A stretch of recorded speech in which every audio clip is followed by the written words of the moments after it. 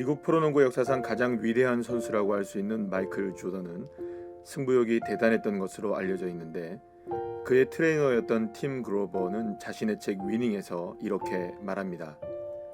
지금까지 하는 다른 자신이 되기를 두려워하지 마라. 그러지 못할 것을 두려워하라. 성공을 거두기 위해 모든 것을 쏟아부을 각오가 안 됐다면 이겨본 적이 없는 사람이고 아마 앞으로도 이기지 못할 것이다. 승리는 그냥 주어지지 않습니다. 혹독한 대가를 치러야만 얻을 수 있는 것입니다.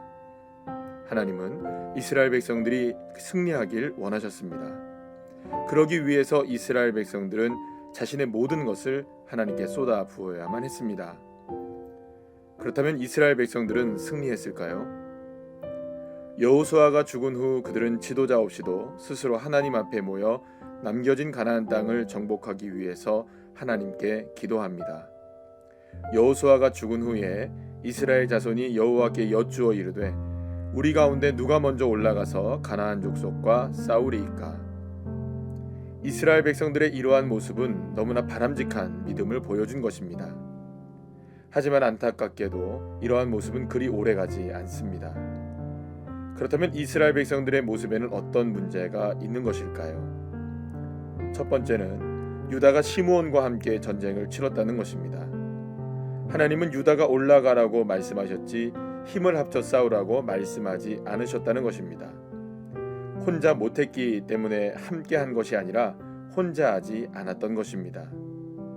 둘째, 유다가 아도니베섹을 잡아 그의 엄지손가락과 엄지발가락을 모두 잘랐는데 이는 가나안의 전쟁 풍습을 따른 것으로 승리의 순간 유다는 하나님이 아니라 가나안을 따랐던 것입니다. 셋째, 유다 지파는 드비를 점령해야 했는데 갈렙은 드비를 정복하는 자를 사위로 삼겠다고 선언했고 온니엘이 드비를 점령하여 갈렙의 딸 악사를 아내로 맞이하게 되는데, 만약 무엇이 걸려있지 않았다면, 그래서 온니엘이 드비를 점령하지 않았다면 그것은 못한 것입니까? 안 한 것이 됩니까?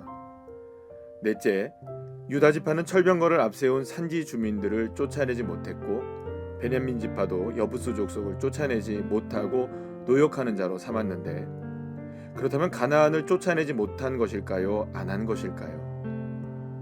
물론 가나안 사람들의 결심이 생각보다 강했고 또 이스라엘에게는 철병거도 없었으니 가나안을 완전히 쫓아내기가 쉽지는 않았을 것입니다.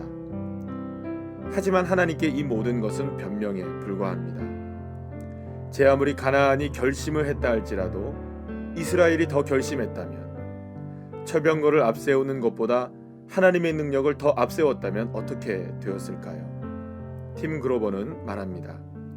승리는 당신의 전부를 원한다. 강박에 가까운 전념을 요구한다. 전념하지 않으면 승리는 전념하는 다른 누군가를 찾는다.